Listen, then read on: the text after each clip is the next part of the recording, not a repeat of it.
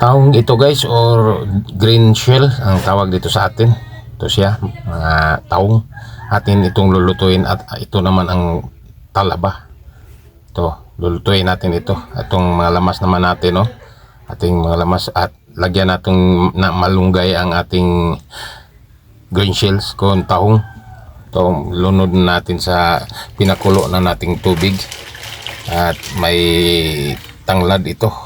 Ito ang ating niluluto na green shells ngayon. Ating saugan ng malunggay. Itong mga lamas na natin ang ating ilagay. Ang lamas na naman, kamatis, sibuyas, may bawang, at may luyang kaunti.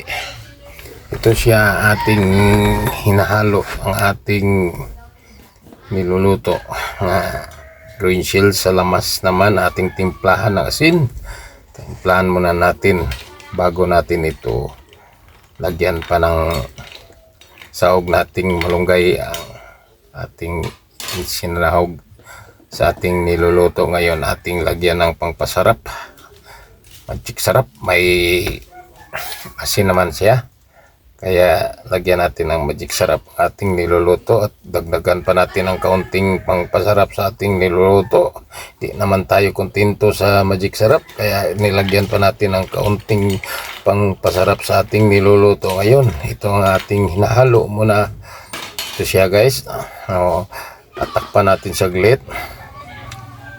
Ito ating ilagay na natin ang ating malunggay ating sahog sa ating niluluto ngayon guys. Green shells o tahong. Ito siya, ating pabutin lang itong maluluto ang malunggay. Sandali na itong maluluto ang malunggay guys.